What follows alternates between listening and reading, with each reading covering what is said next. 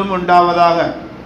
அன்பின் இஸ்லாமிய சகோதர பெருமக்களே, அல்லாஹ்வின் நல்லடியார்களே, வாழ்வில் அனைத்து கட்டங்களிலும் அல்லாஹ்வை தக்வா செய்து இறை அஞ்சி பயந்து வாழுமாறும், அவனால் எங்களுக்கு தரப்பட்ட கட்டளைகளை வாழ்வில் முடியுமானவரை எடுத்து நடக்குமாறும், அவனால் எங்களுக்கு தடை உத்தரவு பிறப்பிக்கப்பட்ட அத்துணை விடயங்களை விட்டும் முற்றாக தவிர்த்து கொள்ளுமாறும் என்னையும் அப்பால் உங்களையும் இந்த நல்ல நேரத்தில் நல்லுபதேசம் செய்கின்றேன். எல்லாமல்ல அல்லாஹ் எம் அனைவர்களையும் அவனுக்கு கட்டுப்பட்டு வாழ்ந்த முத்தகீங்கள் சாலிஹீங்கள் நல்லடியார்கள் கூட்டத்தில் சேர்த்து வைப்பானாக. அன்பின் இஸ்லாமிய சகோதர பெருமக்களே, அல்லாஹ்வின் நல்லடியார்களே, ஹிஜ்ரி 1447 ஆண்டினுடைய 11வது மாதம் துல்காதா மாதத்தினுடைய ஆரம்ப ஹுத்துபாவிலே நாங்கள் எல்லாம் வீற்றிருக்கிறோம். அதற்கு அல்லாஹ் பாக்கியம் அளித்திருக்கிறான். அல்ஹம்துலில்லாஹ் வஷ்குருலில்லாஹ் லா ஹவுல வலா குவத இல்லா பில்லாஹ். இந்த மாதம் குர்ஆனிலே அல்லாஹ் சொன்னது பிரகாரம் சங்கைப்படுத்தப்பட்ட மாதங்களில் ஒன்றாக இருக்கின்றது துல்காதா மாதம். இந்த மாதத்திலே நபிமணி ஸல்லல்லாஹு அலைஹி வஸல்லம் அவர்கள் 4 உம்ராக்களை நிறைவேற்றி இருக்கிறார்கள் என்பதை ஹதீஸ் எங்களுக்கு சுட்டி காட்டுகிறது. மேலும் இந்த மாதம் ஹஜ்ஜுக்காக வேண்டி நியத்து வைக்கின்ற மாதங்களில் ஒன்றாகவும் இருக்கின்றது. அல் ஹஜ்ஜு அஷ்ஹுரும் மஅலூமாத். ஹஜ்ஜி என்பது குறிப்பிட்ட காலங்களில் செய்யப்படக்கூடிய, குறிப்பிட்ட மாதங்களில் செய்யப்படக்கூடிய ஒன்று. அதற்காக நியத்து வைத்து ரமலானுடைய நோன்பு முடிந்து பெருநாள் ஆரம்பிக்கின்ற ஷவ்வால் மாதம், துல்காதா மாதம், துல்ஹஜ்ஜி மாதம், இந்த 3 மாதங்களிலேயும் பிறை 8க்கு முன்னர், துல்ஹஜ்ஜி மாதம் பிறை 8க்கு முன்னர் நியத்து வைத்த மக்கள், அல்லாஹ் தஆலாவிடத்திலே கேட்டு பெற்றுக்கொண்ட மக்கள் அந்த ஹஜ்ஜிக்காக வேண்டி நியத்து செய்யப்படுகின்ற ஒரு மாதமாகவும் செல்லுகின்ற ஒரு மாதமாகவும் பார்க்கப்படுகின்றது. எனவே இந்த சங்கையான மாதங்களில் ஒன்றிலே நாம் வீற்றிருக்கிறோம். புனித ஹஜ்ஜிக்காக வேண்டி செல்லுகின்ற மக்கள் தம்முடைய ஆயத்தங்களை, நடவடிக்கைகளை மேற்கொண்டு இன்னும் 2 அல்லது 3 வாரங்களுக்குள்ளே புனித பைத்துல்லாவை நாடி ஹஜ்ஜிக்காக வேண்டி சென்று விடுவார்கள். அல்லாஹ் தஆலா இறுதியாக எங்களுக்கு தரப்பட்ட இந்த ஹஜ்ஜுடைய கடமை நபிமணி ஸல்லல்லாஹு அலைஹி வஸல்லம் அவர்கள் செய்து காட்டிய வழிமுறையில், ஹுது அன்னி மனாசிக்கக்கும், ஹஜ்ஜுடைய வணக்கங்களை என்னை கொண்டு நீங்கள் எடுத்துக்கொள்ளுங்கள் என்று கண்மணி நபியுல்லாஹி ஸல்லல்லாஹு அலைஹி வஸல்லம் அவர்கள் சுட்டி காட்டி இருக்கிறார்கள். அவர்களுடைய வாழ்க்கையிலே ஒரே ஒரு ஹஜ்ஜை தான் நிறைவேற்றினார்கள். எனவே அந்த ஹஜ்ஜினூடாகத்தான் நாங்கள் பல படிப்பினைகளை பெற்று நாங்களும் வருடாந்தம் செல்லக்கூடிய ஒரு பாக்கியத்தை பெறுகிறோம். இஸ்லாத்தினுடைய கடமைகள் 5. அவைகளில் 3 கடமை எல்லாராலும் செய்யப்பட வேண்டிய ஒன்று. கலிமாவை மொழிவது, அதன் கருத்தை விளங்குவது, அதன் கருத்து பிரகாரம் வாழ்க்கையை நடாத்த நாங்கள் ஒவ்வொருத்தரும் திட சங்கப்பம் பூண்டு அதன் ஊடாக நம்முடைய வாழ்க்கையை அமைத்துக் கொள்வது. 2வது தொழுகை. இது ஒவ்வொருத்தரும் மீதும் கட்டாய கடமை, யாரும் ஒளிந்து விட முடியாது. பிரயாணியாக இருக்கலாம், நோன்பாளியாக இருக்கலாம், அல்லது நோயாளியாக இருக்கலாம், யாராக இருந்தாலும் சிறுவர் முதல் பெரியவர் வரை தொழுது கடமையை நிறைவேற்ற வேண்டிய ஒன்றுதான் இஸ்லாத்தினுடைய 2வது கடமை. 3வது கடமை ஜக்காத். அதை நிதி படைத்த வசதி படைத்தவர்கள் தான் அதனை நிறைவேற்ற வேண்டும் என்பதை இஸ்லாம் சொல்லி காட்டுகின்றது. இவரிடத்திலே குறிப்பிட்ட பணம் இருக்கின்றதோ அந்த பணத்தை அவர் அடைந்து கொண்டால், ஒரு வருடமாக அவரிடத்திலே இருக்கிறது என்று சொன்னால், அவர் அல்லாஹுக்காக வேண்டி அந்த ஜக்காத்தை வெளியாக்கி விட வேண்டும் ஒரு வருட முடிவிலே. இது தனவந்தர்களால் செய்யப்படுகின்ற ஒன்று. அதனால் கோடிக்கணக்கில் இருக்கின்றவர்கள் மாத்திரம்தான் ஜக்காத்து கொடுக்க வேண்டும் என்ற அல்ல, குறிப்பிட்ட தொகையை எட்டிவிட்டால் அந்த ஜக்காத்தை நிறைவேற்றுவதிலே அவர் மும்முரம் காட்ட வேண்டும். அடுத்ததாக நோன்பு எங்களுக்கு விதியாக்கப்படுகிறது. அதனை யாரும் விட்டொழுக முடியாது. அந்த நோன்பை நாம் ஒவ்வொருத்தரும் பிடிக்க வேண்டும். ஒரு மாதம் வமன் ஷைத மீன்கும் ஷஹ்ர ஃபல்யஸும், அந்த ரமலானுடைய மாதம் உங்களுக்கு வந்துவிட்டால் அதிலே நோன்பை பிடியுங்கள் என்று குர்ஆன் எங்களுக்கு கட்டளை பிறப்பிக்கிறது. இறுதியாக மேற்கொள்ளக்கூடிய ஒரு கடமைதான் ஹஜ்ஜுடைய பிரயாணமாகும். இதுவும் பிரயாணத்தில் போய் சென்று வருவதற்கான பலம், சக்தி, உடலியல் வீரியம் இருக்கின்றவர்களும் பணத்தால் சக்தி பெற்றவர்களும் அதற்கு தேவையான செலவுகளை செலவு செய்து குடும்பத்தையும் அமர்த்திவிட்டு அவர்களுக்கு தேவையான செலவுகளையும் கொடுத்துவிட்டு செல்கின்ற வசதி படைத்தவர்களுக்கு மாத்திரம் அந்த ஹஜ்ஜுடைய கடமை என்பதை நாம் விளங்கிக் கொள்ள வேண்டும். வலில்லாஹி அலன்னாசி ஹிஜ்ஜுல் பைத்தி மன் இஸ்ததாஅ இலைஹி சபீலா. ஹஜ்ஜுடைய கடமைகளை செய்வது சக்தி பெற்றவர். மன் இஸ்ததாஅ இலைஹி சபீலா, அந்த ஹஜ்ஜுக்காக செல்லுகின்ற அல்லது அந்த பைத்துல்லாவுக்காக வேண்டி செல்லுகின்ற போது அவருக்கு சக்தி ஏற்பட்டிருந்தால், சக்தி என்பது உடலில் பொருளாதார விடயத்தில், இவ்விரண்டிலும் சக்தி பெற்றவர் அதனை நிறைவேற்ற வேண்டும் என்று குர்ஆன் கட்டளை பிறப்பிக்கின்றது. அதனால தான் பணம் படைத்த மக்கள் அல்லாஹுக்காக வேண்டி அந்த புனித பயணத்தை மேற்கொள்கின்றார்கள். நாங்கள் வரலாறு நடுகிலும் காணுகின்றோம். ஹஜ்ஜுடைய அமல்கள் வித்தியாசமான, நம்முடைய பிரதேசங்களில் நாம் இருந்து செய்கின்ற ஊரிலே மேற்கொள்கின்ற வணக்க வழிபாடுகளை விடவும் சற்று வித்தியாசமானவையால் நாங்கள் பார்க்கிறோம். ஹஜ்ஜுடைய வணக்க வழிபாடுகளை நாம் சரியாக ஆய்வு செய்கின்ற போது சில வணக்க வழிபாடுகள் எங்களுக்கு இஸ்லாமிய மயப்படுத்தப்பட்டு தரப்பட்டிருக்கிறதை அவதானிக்கிறோம். கஅபத்துல்லாவை இஸ்லாத்தை ஏற்றுக்கொள்ளாத மக்கள் வலம் வந்தார்கள், நிர்வாணமாக வலம் வந்தார்கள். 365 சிலைகளை வைத்து வணங்கினார்கள், பூஜித்தார்கள். இவைகளையெல்லாம் நீக்கிவிட்டு திக்ருடைய நோக்கத்திலே, அல்லாஹ்வை ஞாபகப்படுத்துகின்ற நோக்கத்திலே 7 தடவைகள் வெள்ள ஆடைகள் அணிந்து இஹ்ராமுடைய ஆடையோடு ஒது செய்தவர்களாக, சுத்தமானவர்களாக, உள்ளமும் உடலும் சுத்தமாக இருக்கின்ற நிலையில் 7 சுத்துக்கள் சுற்றி வர வேண்டும். அது நம்முடைய உலகத்திலே நாம் வாழுகின்ற போது எந்த இடத்தையும் சுற்றி வருவது, வலம் வருவதற்கு இஸ்லாம் எங்களுக்கு கட்டளை பிறப்பிக்கவில்லை. ஆனால் அந்த புனிதமாக நாம் கிபிலாவை நோக்கியவர்களாகத்தான் தொழுகிறோம். அந்த கஅபத்துல்லாவை கண்டு மனமகிழக்கூடிய ஒரு சந்தர்ப்பம் ஒரு மோமினுக்கு கட்டாயம் ஏற்படும். அந்த பைத்துல்லாவை தவாஃப் செய்ய வேண்டும். அது ஒரு புனிதமான ஒரு வணக்கமாக பார்க்கப்படுகிறது. அங்கு மனிதர்கள் தவாஃப் செய்வதற்கு இல்லையானால் அந்த இடத்தை நிரப்புவதற்கு மலாயிக்காமார்களை கொண்டு அல்லாஹு தஆலா ஏற்பாடு செய்வான் என்பதை ஹதீஸ்களிலிருந்து நாம் விளங்குகின்றோம். கஅபத்துல்லாவுக்கு மேலால் வானலோகத்திலே பைத்துல் மஅமூர் என்ற ஒரு இடம் இருக்கிறது. அந்த பைத்துல் மஅமூரை ஒவ்வொரு நாளும் தினாந்திரம் 70,000 மலாயிக்காமார்கள் வலம் வருகிறார்கள். அங்கிருந்து ஒரு கல்லை போட்டால் கஅபத்துல்லாவிலே வந்து விழுந்துவிடும். அதனால தான் ஆய்வாளர்கள் சொல்லுகிறார்கள், கஅபத்துல்லா என்பது உலகத்தில் ஒரு மையப்பகுதியில் இருக்கிறது. அல்லாஹு தஆலா ஒரு தெரிவு செய்த ஒரு இடம், பல நபிமார்கள் பிறந்து வளர்ந்து நடமாடிய ஒரு இடம், இறுதி நுபுவத்தினுடைய முத்திரை, இறுதி நபித்துவம் கிடைக்கப்பட்டொரு மகத்தான ஒரு இடம். ஹரம் என்றாலே புனித எல்லை. 4 எல்லைகளையும் நபிமணி ஸல்லல்லாஹு அலைஹி வஸல்லம் அவர்கள் சுட்டி காட்டினார்கள். இது ஹரத்தின் எல்லை. அங்கு மிருகங்களை அறுக்க முடியாது, தாவரங்களை பிடுங்க முடியாது, ஈன செயல்களை செய்ய முடியாது, கொலை செய்ய முடியாது. அது புனிதமான ஒரு இடம். ஒவ்வொரு மதத்தவர்களுக்கும் சில வேளை புனித இடங்கள் இருக்கலாம். ஆனால் இஸ்லாமியர்களுக்கு ஹரம் என்பது ஒரு புனிதமான ஒரு இடம். ஆக அந்த இடத்திலே செய்யப்படுகின்ற ஹஜ்ஜுடைய அமல்களிலே ஒன்றுதான் தவாப்.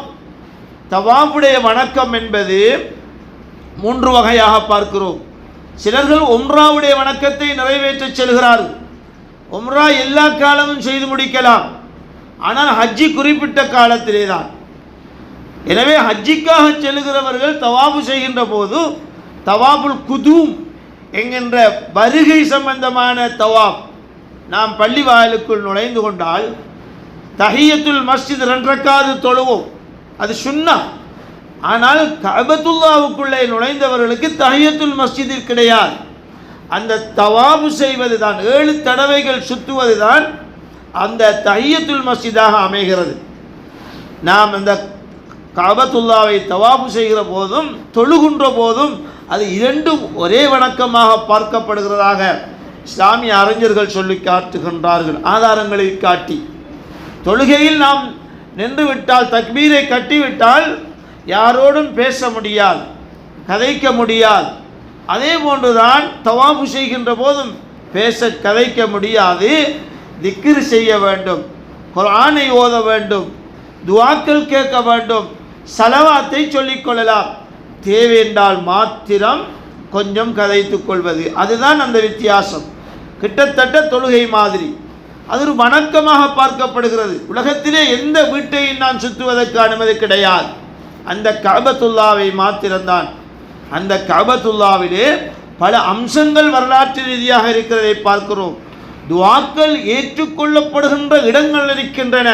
ஹத்தீம் என்கின்ற அந்த காபாவுடைய முற்பகுதி, அதிலே பாபுல் காபா, காபாவுடைய கதவு அமைந்திருக்கிறது.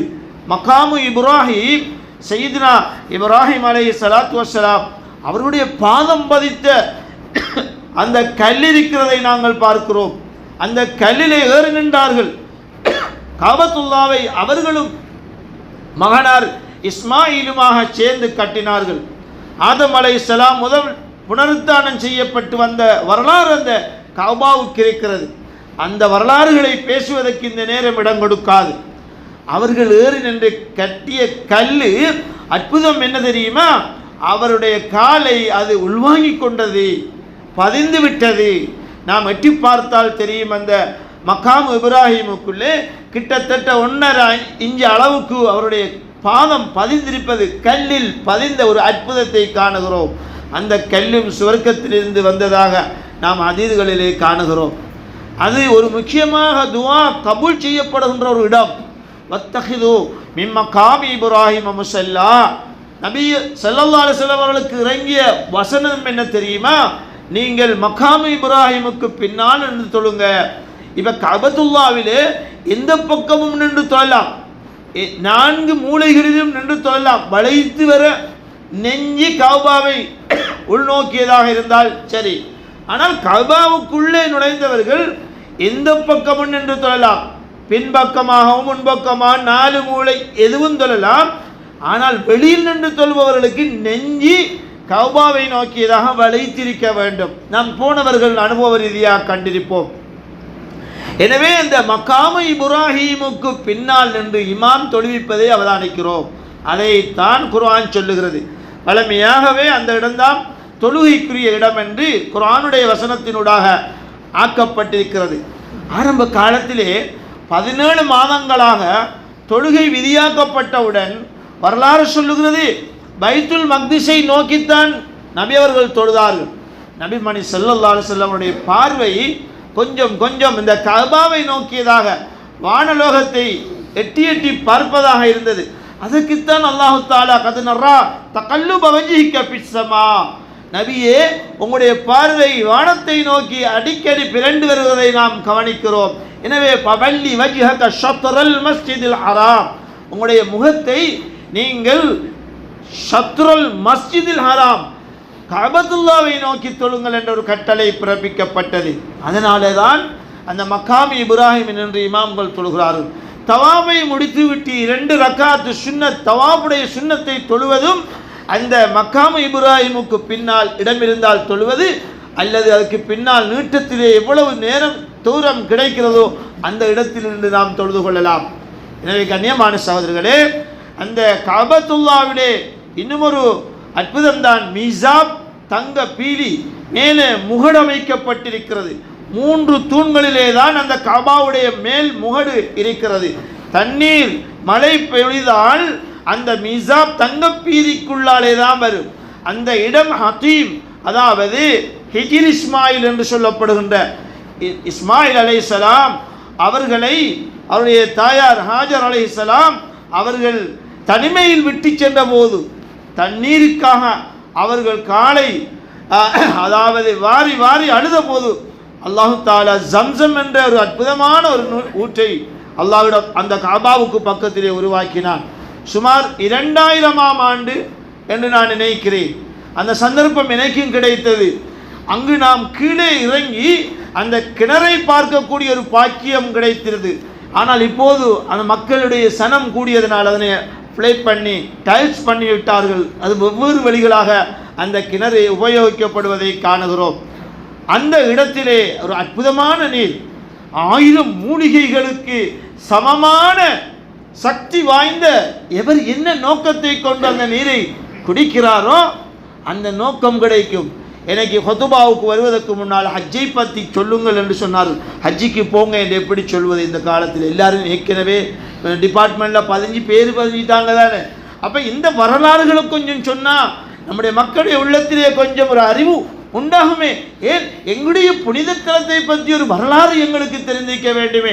நீண்ட நேரம் பேசலாம், நேரம் இடம் கொடுக்காது. அற்புதமான இடங்கள், துஆக்கள் கபூல் செய்யப்படுற இடம்தான் அந்த ஹிஜ்ர் இஸ்மாயில்.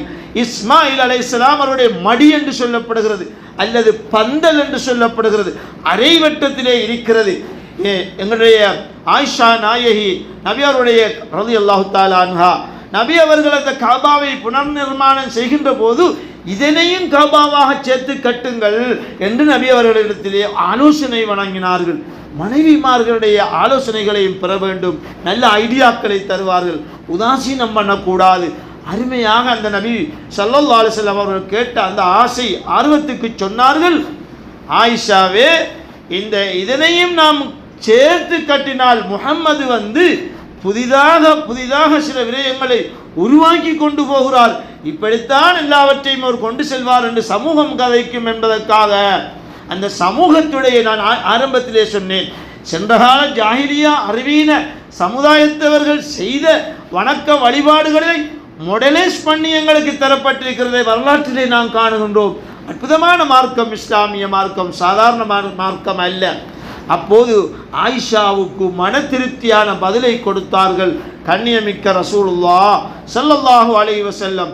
ஆயிஷாவே, இந்த கஅபத்துல்லாஹ்வுக்குள்ளே தொழுதால் என்ன நன்மையோ அதே நன்மை இந்த ஹிஜ்ர் இஸ்மாயில் அந்த அரைவட்டத்துக்குள் தொழுபவர்களுக்கும் கிடைக்கிறது என்று கூறினார்கள். அதனால தான் ஹஜ்ஜிக்கு உம்ராவுக்கு செல்பவர்கள் அந்த அரைவட்டத்துக்குள்ளே நின்று 2 ரக்காத்துக்களையாவது தொழுதுவிட்டு வருவார்கள். துஆ கபூல் செய்யப்படுற இடங்கள்ல ஒன்று, புனிதமான இடம். நம்பிக்கையோடு எதனை நாம் மேற்கொள்ளுகின்ற போது அந்த விடயங்களை நாம் அடைந்து கொள்ளலாம்.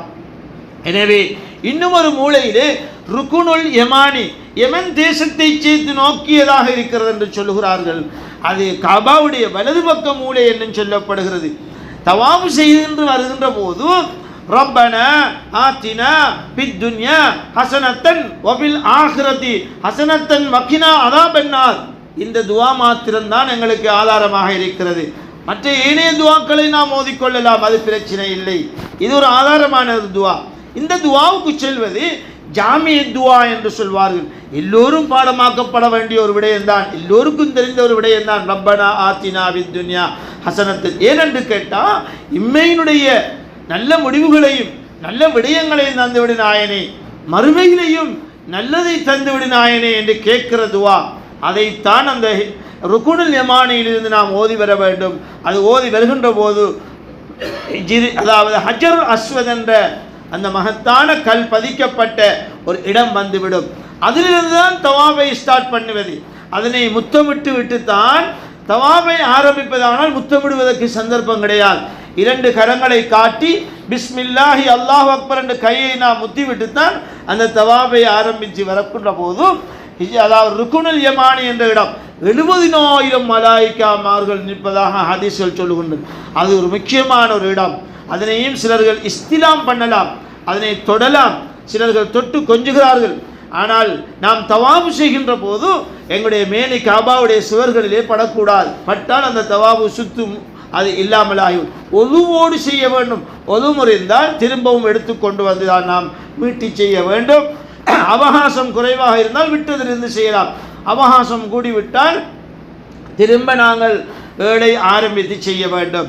இவ்வாறு ஒரு முக்கியமான பல அம்சங்கள் நிறைந்த, அதாவது முல்தஸம் என்கின்ற ஒரு இடம் இருக்கிறது. கஅபாவுடைய கதவு, அதனை நெஞ்சில் அமர்த்தியவர்களாக அல்லாஹ்விடத்திலே பிரார்த்தனை பாவ மன்னிப்பு தேடுகிறதும் ஒரு சுன்னத்தாக இருக்கிறது. முடியுமானால் எங்களிடத்திலே இருக்கின்ற மன திரவிய வாசனங்களை கூட அந்த கஅபாவிலே பூசிவிடுவதும் ஒரு வகையான சுன்னத்தாக இருக்கிறதை நாம் பார்க்கிறோம். அப்படி அற்புதமான, அதனால தான் அந்த கஅபாவுடைய எந்த சுவரை நாம் முகந்தாலும் அது நறுமணமாகவே இருக்கும். அந்த ஹஜருல் அஸ்வத் என்பது சுவனத்திலிருந்து கொண்டு வரப்பட்ட ஒரு வெள்ளக்கல், அது கருப்பு கல்லாக மாறிவிட்டது. அதனை முத்தமிடுவதற்கு மிகவும் ஆவேசத்தோடு போவார்கள். எத்தனை தடவைகள் முத்தினாலும் அது இன்பமாகத்தான் இருக்கும். கஅபத்துல்லாவுடைய ஹஜருல் அஸ்வதை முத்தமிடுகிற போது ஒரு வகையான உணர்வு, சிறு பிள்ளைகளை முத்தமிடுகிற போது ஒரு வகையான உணர்வு, மனைவியை கணவன் முத்தமிடுகிற போது ஒரு வகையான உணர்வு. இந்த முத்தமிடுதலிலே 3 வகையான உணர்வுகள் பிரதிபலிக்கப்படுகிறதை நாங்கள் காணுகின்றோம். எனவே கண்ணியமான சகோதரர்களே, அது ஆன்மீக வகையான ஒரு மார்க்க ரீதியான பக்தி நிறையை ஏற்படுத்தக்கூடிய ஒரு தக்பீல், ஒரு முத்தமிடுதல் தான் அந்த ஹஜருல் அஸ்வதை முத்தமிடுவது. எவர் அதனை முத்தமிடுகிறாரோ கியாமத்து நாளையிலே அது சாட்சியம் சொல்லும் அவருக்கு பாவ மன்னிப்பு தேடும் என்று ஹதீஸ்களிலே நாங்கள் பார்க்கிறோம். முடியுமானவர்கள் அதற்காக வேண்டி ஹஜருல் அஸ்வதை முத்தமிடுவது சுன்னத்து. உயிரை நாம் மாய்த்து கொள்ளக்கூடாது. அவ்வளவு நெருக்க ஆவேசத்தோடு மக்கள் வருவார்கள். ஆகவே அதிலே நாங்கள் அமைதியாக முடியுமானால் அதனை நாம் முத்தமிடுவது, இல்லையானால் விலகிக் கொள்வது, இதுதான் சிறந்த ஒரு புத்திமதியாக இருக்கிறது. எனவே துஆக்களை அந்த இடத்திலே கேட்க வேண்டும். கபூல் செய்யப்படுற இடம், துஆக்கள் கபூல் செய்யப்படுற இடம், துஆக்கள் கபூல் செய்யப்படுற நேரம், துஆக்கள் கபூல் செய்யப்படுற சந்தர்ப்பங்களை நாம் உருவாக்கி கொள்ள வேண்டும். அங்கே அல்லாஹ்வுடைய ரஹ்மத் இறங்குகின்றது. அதாவது 100 ரஹ்மத்துக்கள் தவாபு செய்பவர்களுக்கு 60 ரஹ்மத்துக்களும், கஅபாவை பார்த்து ரசித்து கொண்டிருப்பவர்களுக்கு 40 ரஹ்மத்துக்களும் என்று நாங்கள் ஹதீஸ்களிலே பார்க்கிறோம். எனவே இவ்வாறான நல்ல பல நன்மைகளை எதிர்காலத்திலே நாங்களும் எடுத்துக்கொள்ள வேண்டும். நாம் செலவு செய்கின்ற எத்தனையோ வீடுகளை கட்டி விடுகிறோம், எத்தனையோ வாகனங்களை வாங்கி விடுகிறோம். இன்னும் ஹஜ்ஜி செய்யாதவர்கள் இருக்கிறார்கள். 1 லட்சம் 2 லட்சத்துக்கு ஹஜ்ஜி செய்யக்கூடிய வாய்ப்பிருந்தும் போகாமல் இப்போது 20 லட்சத்துக்கு மேல் செல்லுகின்ற அளவுக்கு எத்தனையோ பேர்கள் ஆசைப்படுகிறார்கள். செய்து கொள்ள முடியாது. அது ஒரு இறை பயணம். அது அல்லாஹ் தஆலா அது ஒரு இன்பத்தை அதிலே தருகிறார். ஹஜ்ஜி செய்வது என்பது பணம் இருந்து முடித்து விட்டு வருகின்ற ஒரு விஷயம் அல்ல. கயோமின் பலதத்துஹு உம்முஹு, அதாவது அந்த ஹஜ்ஜை முடித்தவர் அன்று பிறந்த பாலகனாக மாறுகிறார். புனிதமாக இருக்க வேண்டும். ஹஜ்ஜி நிறைவேற்றப்பட்டவருடைய அடையாளம் அவர்களே தெரிய வரையும். ஆனால் சிலர்களை பார்க்கிறோம், அவர்களுடைய மோசடிகள், அவர்களுடைய நடவடிக்கைகள் இன்னும் சீரடையாமல் ஹஜ்ஜிக்கு சென்று வந்தும் புனிதமாகாமல் இருப்பதை பார்த்து ஆச்சரியப்படுகிறோம். எனவே அல் ஹஜ்ஜுல் மப்ரூர் லைஸ லஹுல் ஜஸா இல்லல் ஜன்னா, ஹதீஸிலே நபி அவர்கள் சொன்னார்கள், ஏற்றுக்கொள்ளப்பட்ட ஹஜ்ஜுடைய அதாவது அடையாளம், அதாவது சொர்க்கத்தை கூலி சொர்க்கத்தை தவிர வேறில்லை. எனவே ஒரு மனிதனுடைய ஹஜ்ஜி ஏற்றுக்கொள்ளப்பட்டவருடைய அடையாளம், அவரிலே நல்ல வெளிப்படையாக நல்ல குணாதிசயங்கள் வெளிப்படும். வணக்க வழிபாடுகளிலே ஈடுபாடு காட்டுவார். இது ஹஜ்ஜிக்கு போயிட்டு வருகிறார்கள், பழைய குருடி கதவத்திரடி என்ற அமைப்பிலே அவர்களுடைய பழைய புராணங்களை பிரட்டி மாற்றி விடுகிறார்கள். நவுது பில்லாஹி மின்ஹா. எவ்வளவு லட்சக்கணக்கான ரூபாய்களை செய்து அந்த ஹஜ்ஜை முடித்துவிட்டு இன்னும் அதிகமானவர்கள் திருந்தவில்லையானால் அது ஆகப்பெரிய ஒரு நஷ்டமாக பார்க்கப்படுகிறது. எனவே நாம் ஒவ்வொருத்தரும் புனிதராகத்தான் வேண்டும். நாம் மௌத்தை சிந்தித்து வாழ வேண்டும், மறுமையை சிந்தித்து வாழ வேண்டும். கபருக்காக நாம் தனிமையில் இருந்து அங்கே உள்ளத்தை தூய்மைப்படுத்த வேண்டியிருக்கிறது. நாம் சாப்பிடுகின்ற, நாம் புழங்குகின்ற உணவுகள், பொருட்கள், பணங்கள் ஹலாலானதாக சம்பாதிக்கப்பட வேண்டியிருக்கிறது. எனவே இவைகள் பரிசுத்தமாக இருந்தால் தான் துஆக்கள் கபூல் செய்யப்படும், அமல்கள் ஏற்றுக்கொள்ளப்படும். அஜ்ஜாக இருக்கலாம், ஜக்காத்தாக இருக்கலாம். அவைகளுடைய பூரண நன்மைகளை உலகத்திலே நாம் கண்டுவிட்டால் மூச்சு திணறி செத்து விடுவோம். அப்படி அபரிவிதமான பின்னணிகளை அல்லாஹ் ஒவ்வொரு இபாதத்துக்கு பின்னாலும் வைத்திருக்கிறார். ஆனால் எங்களுடைய ஆன்மீக வாழ்வு அவதானிக்கின்ற போது விளங்குகின்றோம், குன்றி போகிறதே ஒளிய மேலோங்கி போவதாக காணவில்லை. என்ன நடந்தது? உலகத்திலே ஆன்மீக உரைகளில் முக்கியமானது இந்த ஹுத்பாவுடைய உரை. இதனை செவிசாய்த்து கேட்டுவிட்டு புறந்தள்ளி செல்லுகின்ற ஒன்றா அல்ல. மலாயிக்காமார்களும் பக்கத்திலிருந்து கேட்டுக்கொண்டிருக்கிறார்கள், சாட்சியம் சொல்லுவார்கள். ஆனால் வதக்கிர் பைன்ன திக்ரா தன்போல் மோமினின், நபியே நீங்கள் உபதேசம் செய்யுங்கள், அது நிச்சயமாக மோமின்களுக்கு பிரயோசனம் அளிக்கும். நான் ஒரு மூமின், நான் ஒரு மூமினாக வாழ வேண்டும் என்ற ஆசை உணர்வு வர வேண்டும், எப்போதும் வர வேண்டும். நோன்பை நோற்றோம், அமல்களை செய்தோம், திரும்ப பழைய பாவங்களுக்குள்ளே நாம் மீண்டு விடக்கூடாது. தௌபாக்களை செய்தோம், இனிமேல் ஒரு காலமும் நான் அந்த பாவங்கள் அளவில் மீளமாட்டேன் என்று சத்திய பிரமாணம் செய்துவிட்டு மீண்டு விடுகிறோம். எனவே எங்களுடைய நிலைமைகளை நாம் மாற்றாதவரை அல்லாஹு தஆலா ஒருபோதும் மாற்ற மாட்டான். இன்னல்லாஹ லா யுகையிரு மா பிகௌமின் ஹத்தா யுகையிரு மா பிஅன்ஃபுஸிஹிம். நாங்களாக மாறாதவரை அல்லாஹ் தன்னுடைய நிலைமையை விட்டு மாற மாட்டான். எனவே கண்ணியமான சகோதரர்களே, கையேந்தி கேட்டால் நிலைமைகளை அல்லாஹ் சீராக்குவான். இபாதத்துக்களின் ஊடாக அல்லாஹு தஆலா எத்தனையோ வெற்றிகளை தர காட்டி, வலவன்னா அஹ்லல் குரா ஆமனு வத்தகௌ லஃபதஹ்னா அலைஹிம் பரக்காத்தின் மினஸ் ஸமாஇ வல் அர்த். ஒரு கிராமவாசிகள், ஒரு நகர்வாசிகள், ஒரு பிரதேசவாசிகள் ஈமான் கொண்டு அல்லாஹ்வை இறையஞ்சி தக்வா செய்து அவர்கள் நன்னடத்தையாளர்களாக மாறிவிட்டால் வானம் பூமியிலிருந்து வரக்கத்துகளை நாம் திறந்து கொடுப்போம் என்று அல்லாஹ்வுடைய வாதா.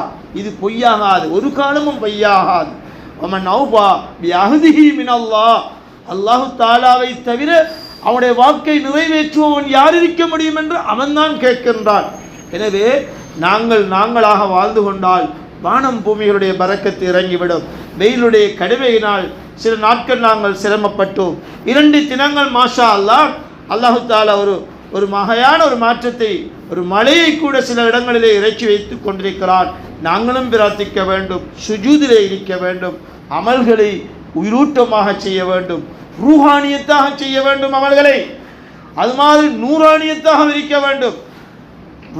ரூஹானியத் என்றால் உயிரோட்டம் உள்ள இபாதத், பக்குவமாக செய்ய வேண்டும். நின்றுக்க வாரன் அல்லது நான் சமாளித்து யாரையும் சமாளிப்பதற்கு செய்கின்ற ஒரு வணக்க வழிபாடு அல்ல. இது கடைகளை பூட்டி, வர்த்தக நிலையங்களை பூட்டி, காரியாலயங்களை பூட்டிவிட்டு அல்லாஹ் என்னை போகச் சொல்லி இருக்கிறான், இங்கு வந்தால் 4 ஆன்மீக உரை எனக்கு கிடைக்கும், என்னை நான் ஓரளவு பக்குவப்படுத்திக் கொள்வதற்கு வாய்ப்பாக அமையும் என்ற நீயத்தோடு வந்தால் அந்த நீயத்தை அல்லாஹ் கபூல் செய்ய வைப்பான், வாழ்விலே பிரதிபலிக்க செய்வான். ஏனோ தானோ என்று வந்தால் எல்லாமே ஏனோ தானோ என்று மாறிவிடும். எனவே கண்ணியமான சகோதரர்களே, அல்லாஹ்வின் நல்லடியார்களே, நாம் அல்லாஹ்வின் பக்கம் ஒதுங்க வேண்டியிருக்கிறது, நிலைமைகளை சீர் செய்ய வேண்டியிருக்கிறது. நம்முடைய நிலைமைகள் சீராக இருந்தால்தான் பௌதீக வளங்களை அல்லாஹு தஆலா வெற்றிகரமானதாக ஆக்கி தருவான். வல்ல நாயன் அல்லாஹ் எம் அனைவர்களையும் எப்போதும் எங்கும் அவனுக்கு கட்டுப்பட்டு வாழ்ந்த முத்தகீங்கள், சாலிஹீங்கள், நல்லடியார்கள் கூட்டத்தில் சேர்த்து வைப்பானாக. ஆமீன் ஆமீன்.